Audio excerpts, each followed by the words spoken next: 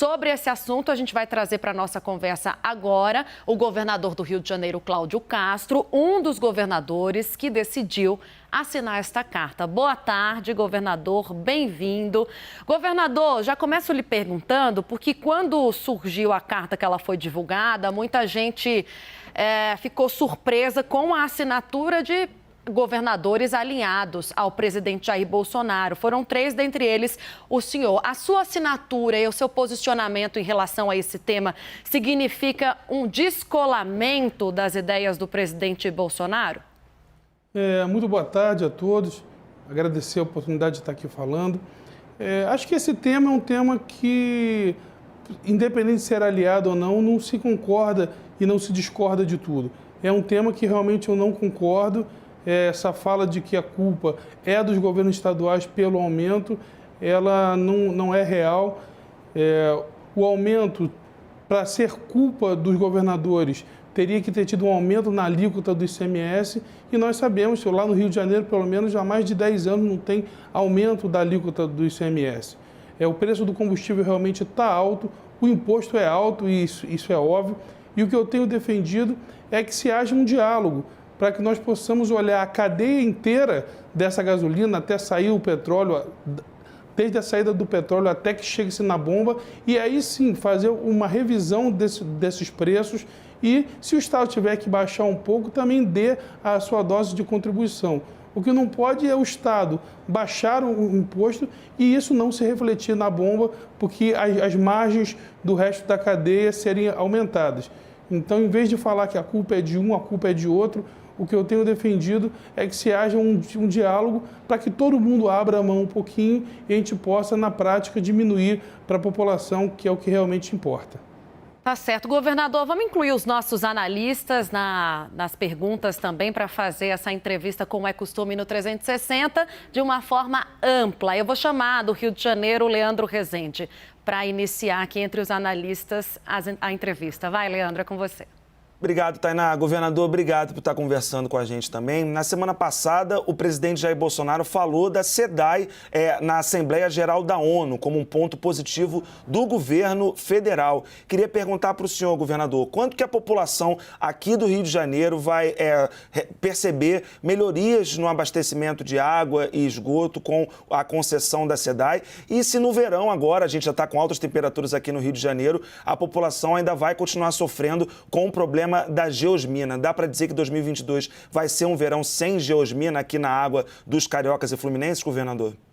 Em primeiro lugar, queria dizer que eu não tenho dúvida que a concessão da SEDAI é a maior concessão da história do país, se não financeiramente, que ela perderia só para das telecomunicações.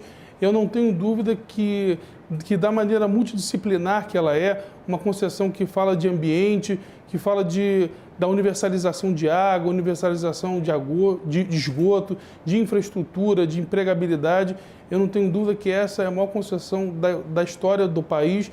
Nós já assinamos o contrato, o governo do estado do Rio de Janeiro já assinou o contrato, e nesse momento a gente está na fase de operação assistida, que é como se fosse um estágio. E assim que a operação assistida acabar, ali uma delas acaba por novembro ali e a outra logo no início do ano. Aí, com certeza, os investimentos já começam e a população já deve começar com esses investimentos a perceber na prática a mudança de perfil e começar a sentir esses benefícios. Quanto à questão da geosmina, essa é uma briga que a gente já vem desde o verão passado.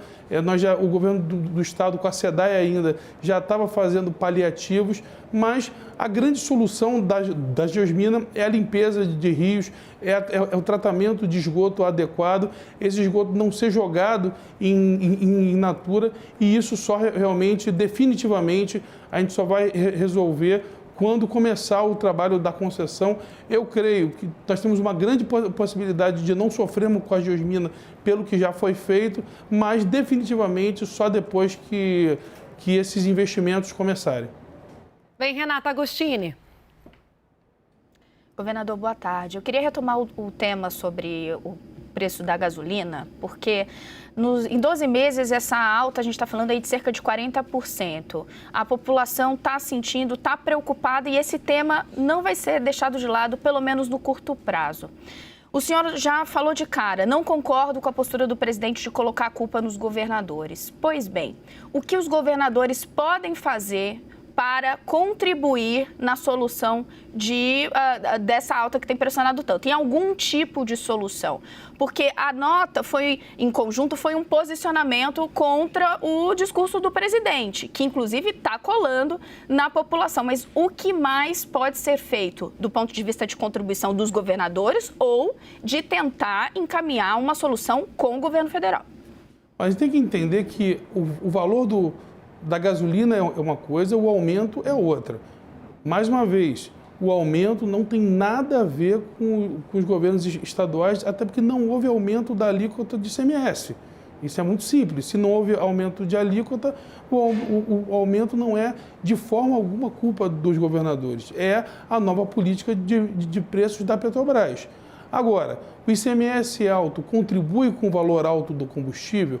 É óbvio que contribui. Não adianta os governos estaduais baixarem os impostos se a Petrobras também não parar de aumentar, porque a gente abaixa o ICMS, no primeiro momento você pode ser que tenha uma redução, por isso que a gente tem que analisar a cadeia toda. Não adianta o governo do estado abrir mão de uma receita muito importante para que a gente possa ilustrar.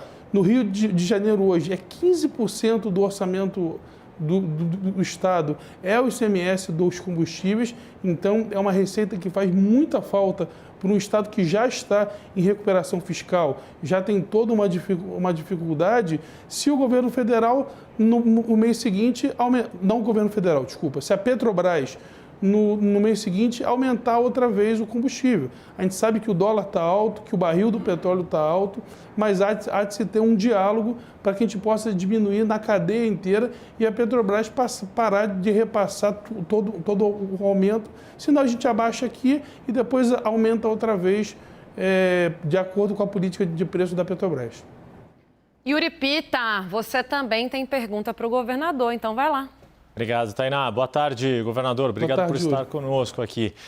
Deixa eu trazer dois outros assuntos. Além dessa questão dos impostos, a questão da crise hídrica tem causado uma preocupação nacional. Eu queria um olhar do senhor sobre como, dentro dos estados, é possível se fazer alguma ação, alguma política para conter ali os problemas que a crise hídrica impacta, não só em geração de energia, mas até mesmo em questão de abastecimento de água. E uma outra questão relacionada ainda a essa questão da gasolina. Existe um debate intenso ali sobre reforma tributária e uma mobilização, por exemplo, de prefeitos com os senadores para tentar equalizar melhor essa proposta. E queria saber o que o senhor tem feito em relação também a essa questão tributária, já que, como o senhor disse, a arrecadação dos estados é muito dependente do ICMS, como que poderia ter impacto uma reforma tributária que está em discussão no Congresso Nacional nas receitas do estado do Rio de Janeiro.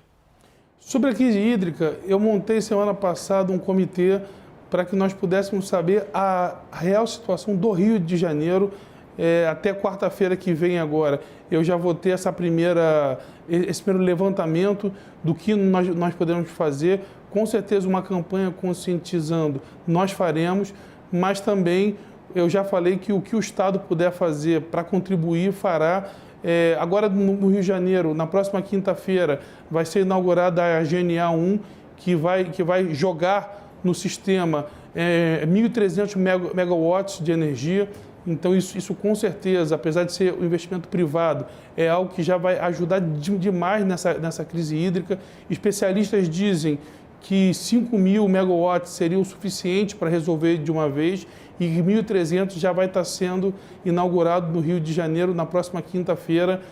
Com certeza é o Estado, não o governo, mas o Estado do Rio de Janeiro já contribuindo para pelo menos essa parte energética da crise hídrica. E sobre toda a questão de imposto, o Fórum dos Governadores, no qual eu faço parte, já tem debatido tanto com o presidente da Câmara quanto com o presidente do Senado, para que os governadores sejam ouvidos. Por óbvio, nós temos que ter uma reforma tributária que não seja arrecadatória, mas que a gente possa ter um imposto justo, um imposto facilitado. Nós temos uma questão muito complicada nas finanças de muitos estados. Por exemplo, o Rio de Janeiro é o segundo estado que mais manda dinheiro de impostos federais e recebe, entre fundo de participação dos estados e dos municípios juntos, em torno apenas de 20%. Então, já é um estado que contribui demais. Se ele ainda tiver, na recuperação fiscal, uma perda grande de receita, pode ser que você inviabilize a política pública que é tão importante que o Estado concretize.